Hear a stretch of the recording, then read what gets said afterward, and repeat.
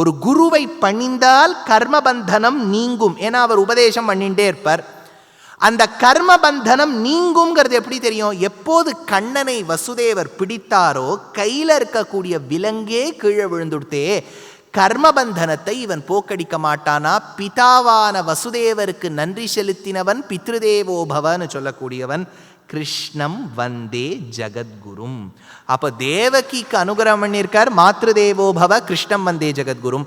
பிதாவின் கையில் இருக்கக்கூடிய விலங்க அறுத்திருக்கார், வெட்டியிருக்கார், கீழே விழ வச்சிருக்கார், பித்ருதேவோபவ கிருஷ்ணம் வந்தே ஜகத்குரும். 2. 3வது, இப்போ அடிக்கடி ஒரு விஷயம் கேட்பா. நிறைய பேர் சொல்லியே கேட்டுங்க, நீங்கள்லாம் பெரியவா, நிறைய பேர் கேட்டிருப்பேள். சுவாமி, நல்ல விஷயங்கள் இப்பெல்லாம் காதில் விழருது, சின்ன வயசில் இதெல்லாம் விட்டுட்டேனே. We always repent over last time. சின்ன வயசில் கேட்டு இருந்தால் இன்னும் கூட நான் வேற மாதிரி இருந்திருப்பேனே, இப்போ இதை கேட்குறேனே.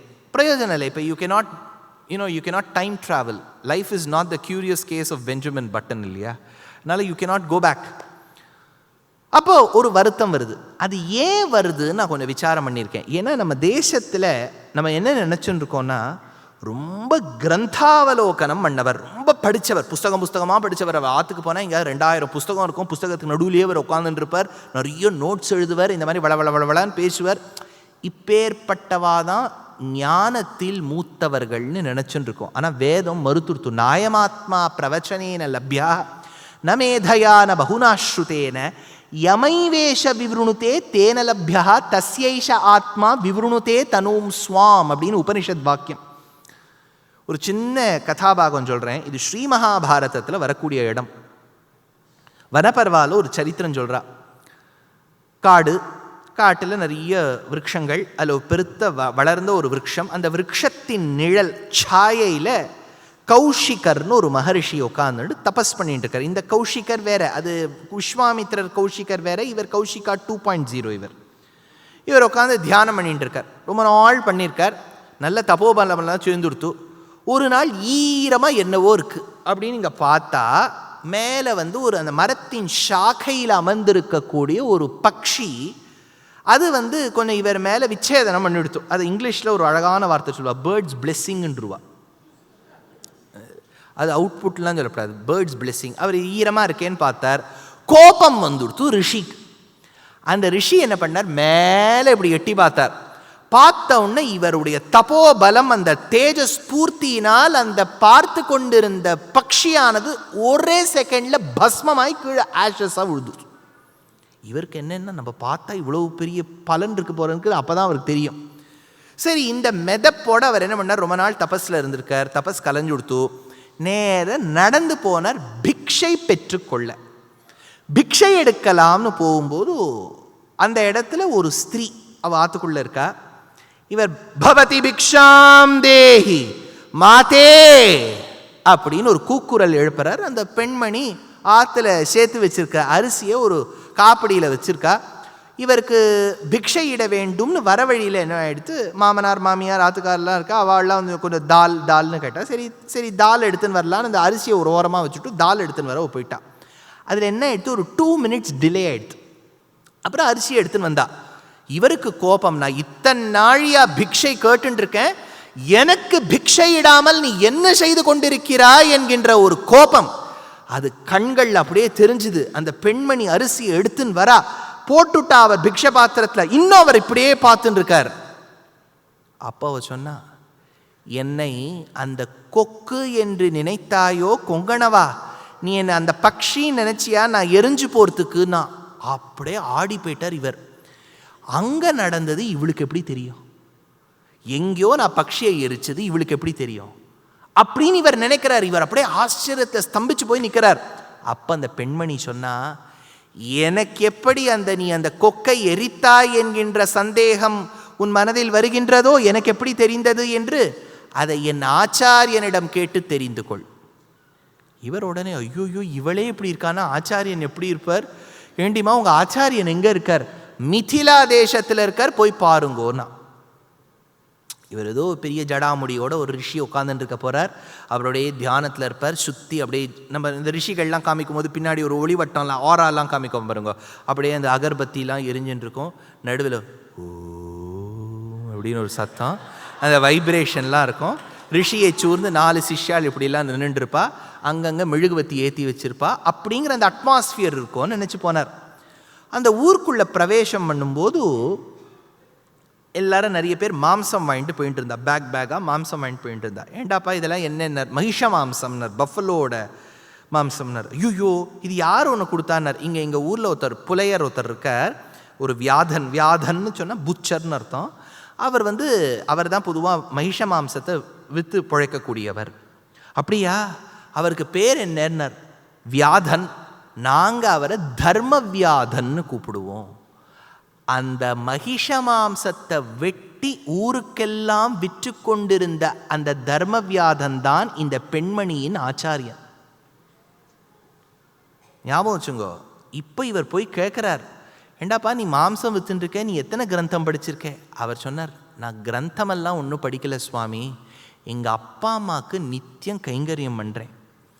இதுதானே உங்கள் வேதம் சொல்கிறது அப்படின்னு சொல்லி ஒரு வார்த்தாலாபம் நடக்கும் மகாபாரதத்தை. It's a beautiful conversation between this rishi and the butcher called தர்மவியாதா. இதுலேருந்து ஒரு விஷயம் என்ன தெரியுதுன்னா, நம்ம உபனிஷதங்கள் புஸ்தகம் படித்தவாதான் ஞானிகள், உபன்யாசம் பண்ணுறவாதான் வித்வான்கள்னு கிடையாது. ஏதோ ஒரு குக்கிராமத்தில் ஒரு மாட்டு வண்டி கீழே உட்காந்துண்டு சாதாரணமானவர் வேதாந்த ஞானத்தில் உச்சத்தில் இருப்பார். So you can never judge an individual by the appearance. யாரையுமே நம்ம ஜட்ஜ் பண்ணக்கூடாதுங்கிறதுக்கு இது ஒரு அடையாளம். அதாவது யூ கேன் நெவர். இப்போல்லாம் குழந்தைகளே சொல்கிறா பாருங்க, இப்போ இளைஞர்கள்லாம் அந்த விதத்தில் ஒரு விதத்தில் நல்லவா அப்பா அம்மாவுக்கு உபதேசம் பண்ணுவா, டோன்ட் பி ஜட்ஜ்மெண்டல். இப்போ ஒரு காலத்தில் இருக்கக்கூடியவா நம்ம சொல்லுவோம் பாருங்க, வரார் பாருங்க, ஏறக்குறைய இந்த ஆள் சரியே கிடையாதுன்னு நம்ம சொல்கிறோம் பாருங்க. இதெல்லாம் இந்த காலத்து குழந்தைகளுக்கு பிடிக்கிறதே இல்லை. அவன் என்ன சொல்கிறா, நீ எதுக்கு அவர் நல்லவரா கெட்டவரா நீ யார் சொல்கிறதுக்கு? அதே தான் வேதம் சொல்கிறது.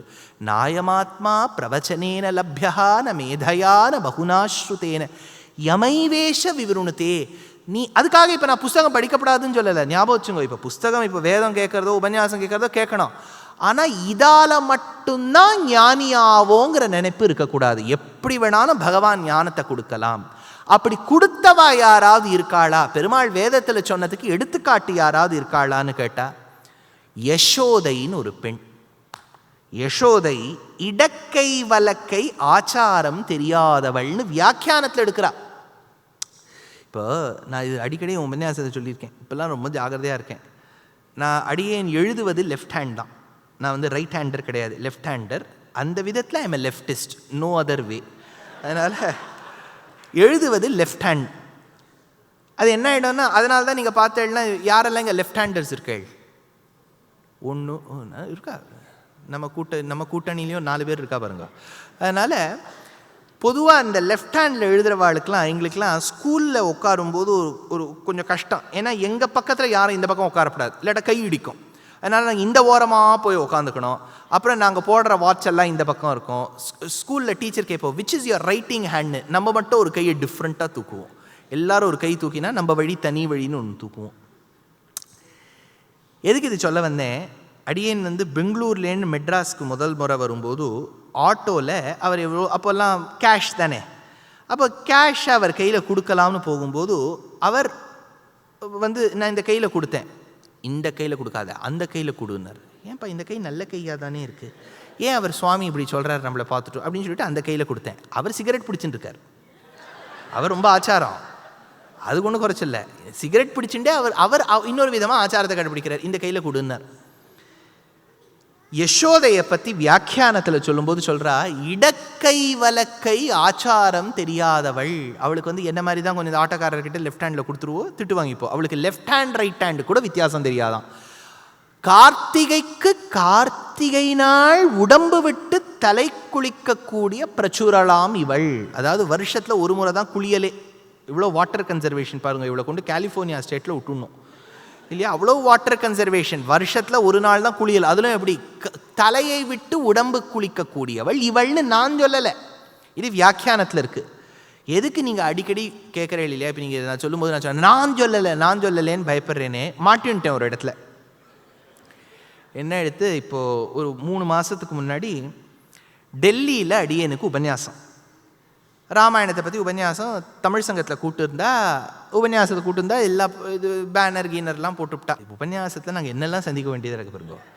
அப்போது உடனே அந்த சங்கத்துக்காரன் என்னை கூப்பிட்டுட்டா, சுவாமி உங்கள் மேலே ஒரு எஃப்ஐ. ஐயோ நம்ம என்னையா பண்ணோம், நான் அந்த சார் கிடையாது, எதுக்கு என் மேலே எதுக்கு எஃப்ஐஆர் அப்படின்னு அந்த எஃப்ஐஆர் காப்பி பார்த்தா அவர் சொல்கிறார், நீங்கள் ஒரு உபன்யாசத்தை சொல்லிவிட்டேள், வால்மீகிங்கிறவர் வால்மீகி மகர்ஷி ஆவதற்கு பூர்வம் வழிப்பறி கொள்ளக்காரராக இருந்தார். அதுதான் ஸ்காந்த புராணத்தில் இருக்குது. வழியில் போகிறவாக்கிட்டெல்லாம் பறிப்பர்.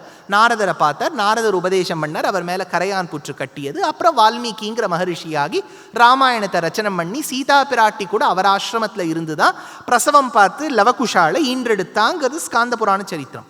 நாங்கள் வால்மீகி சமாஜை சேர்ந்தவா, நீங்கள் அவர் முற்காலத்தில் வழிப்பறி கொள்ளக்காரராக இருந்தார்னு சொன்னது எங்களுக்கு ரொம்ப ஹேர்ட் ஆகிடுது. அதனால் நாங்கள் கேஸ் போட்டோம். நான் புஸ்தகத்தில் இருக்கிறது தானே சொன்னேன், நீ எழுதினவரை தானே போய் கேட்கணும். அதனால தான் இப்போ என்னென்னா, இப்போ யாதவாள்லாம் எங்கிட்ட சண்டை போட்டுற போகிறா. அதனால் யசோதை இடக்கை வலக்கை ஆச்சாரம் தெரியாதவளாக இருக்காருன்னு வியாக்கியானத்தில் எடுத்திருக்கா. அது எடுத்ததெல்லாம் நம்பிள்ளை வடக்கு திருவீதி பிள்ளை. கேஸ் போடுறதா இருந்தால் நீங்கள் வைகுண்டத்தில் போய் போட்டுக்குங்கோ. அதனால் இதெல்லாம் ஜாகிரதையாக சொல்ல வேண்டியதாக இருக்குது இப்போ.